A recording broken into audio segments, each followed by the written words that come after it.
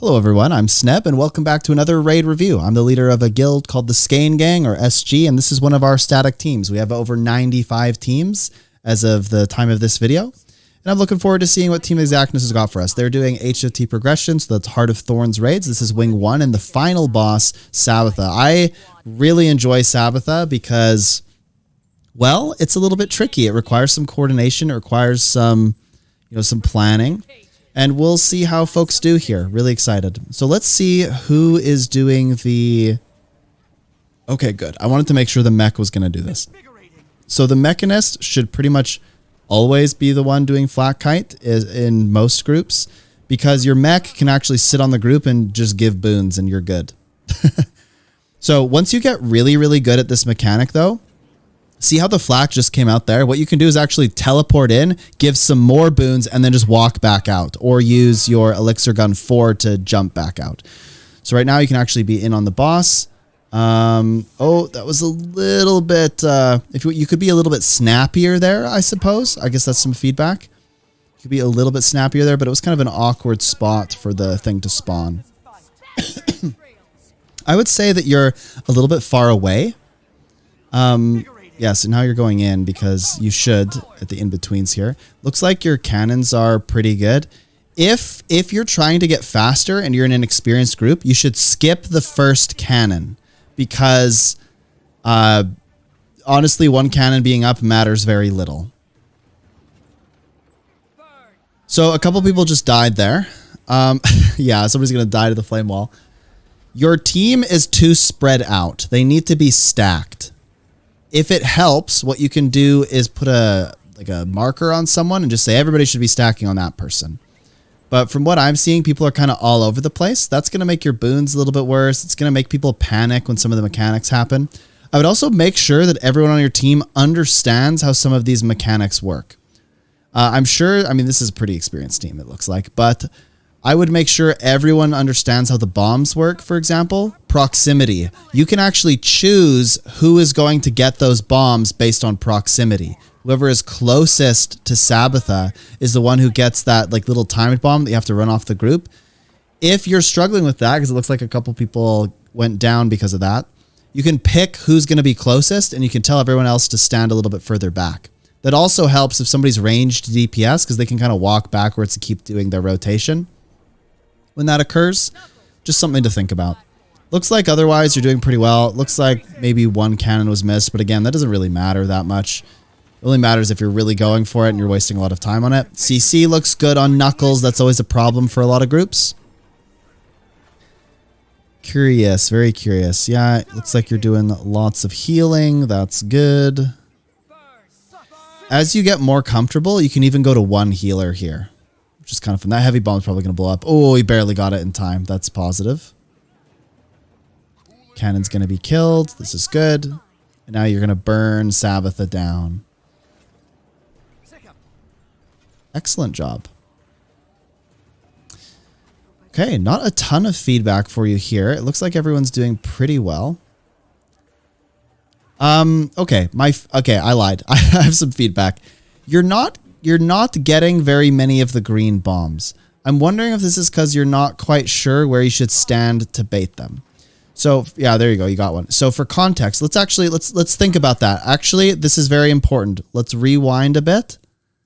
How did you get that green bomb? Look at where the sapper is and look at where your team is. Okay.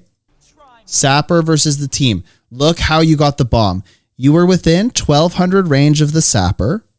And you were the furthest away. That's how those bombs work. So typically this means if you're the furthest west, you'll get it, because that's typically how the sappers are going to spawn. It's not always the case, but for all intents and purposes, let's just say that's it. So notice how you got that. You should be not so far away. I'd say where you're standing now is kind of the max limit of range that you want to be, because otherwise you'll be too far away from the sapper and you won't get it and someone else will get it. So let's see how you do here. You should be getting the bomb. See how you didn't get that one? Why didn't you get that bomb? Let's think about that. Why didn't you get that bomb? Where is the sapper going to spawn? Where is the sapper spawning now? The sapper should be spawning any second. Okay, you're in the group here. No matter where the thing spawns, you're not going to get it because you're kind of in the middle of the group.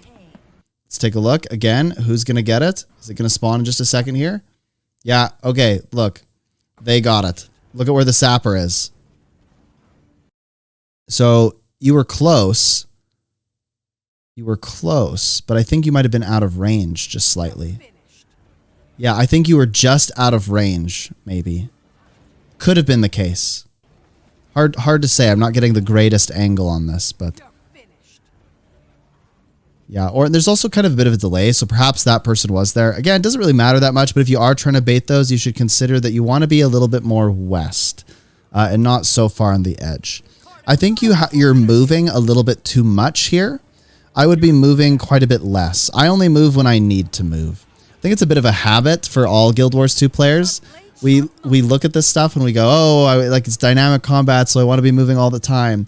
But that's actually not the case in endgame. You really only want to move when you need to move. Oh, I just saw that thug get someone. Okay, so that thug got them because they were there way too early, probably. I can rewind a bit, though, and let me confirm that. Yeah, they were there too early, it looks like. Let's check it again. Okay. I went quite far back, but... Okay, so we know that it's spawning. Yeah, they're there a little bit early, maybe like 3 seconds too early. What they should be doing here, so who is it? So Maeve, what Maeve should do when they see the thug coming is they should either maneuver around so that if it kicks you, it's kicking you into the center, or they should use a block, like they have their Blade Song thing. What is it, F5? That would prevent that. They can also counter CC it with F3. They could also distort it. Any of those things would have prevented that from happening. So keep that in mind. The thugs are rough. They do kick.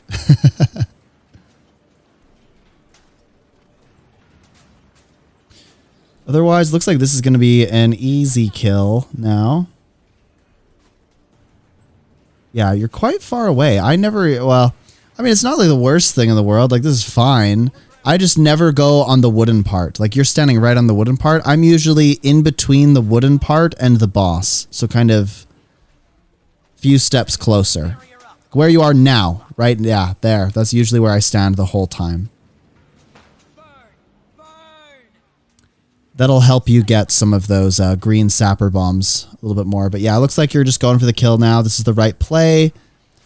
Sometimes the thugs can be annoying in this part, so people will pop a little bit of stability, but that shouldn't be super necessary here. Looks like you're just going to get the kill. Oh, it's getting a little bit spicy at the end, but that's the beauty of Sabetha. Okay, so you got the kill. Let's take a look now and see how many bombs you actually got. So if I look at mechanics, got a sapper bomb.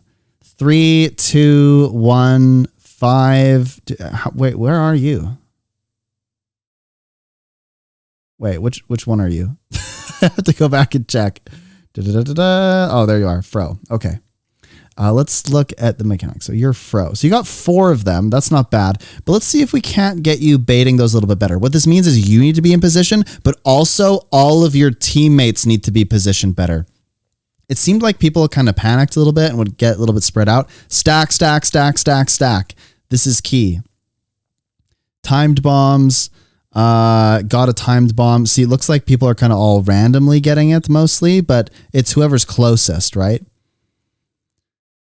Looks like there was a few people that got kicked as well. Obviously, Maeve being one of them, but that's not too bad. If we look at the buffs, ooh, regen down. Okay. Wait, what's going on here? Why is this so low? Oh, they died earlier. That's probably why. Yeah, same gonna be with Maeve. Yeah. That's fine. Okay, that makes sense. Otherwise, boons look pretty good. Yeah, I no real complaints. Boons are solid. Any other general stats? It looks like only 5 people are doing CC. If you want to unite your team a little bit better, you can focus on things like everyone breaking the bar together. But other than that, not a lot of feedback. There's some positioning stuff, but mostly really, really solid, safe play. If you want to really up your game, you can move to 1 healer. That healer could also kite. That could be a mechanist. That could, and honestly, mechanists probably do the most damage. You could be a druid. If you're a druid, you just have to kind of dip in and out of the flak. But that's probably the next move for you folks. Or go like a hybrid healer. That could be good too. You could play like a a Selly Scourge or something. I don't know. But that's definitely one way you can speed up this run is by dropping a healer. Anyway, good job, everybody. Sneb out, but appreciate you sending these in, folks. Good job, Exactness. Have a good one.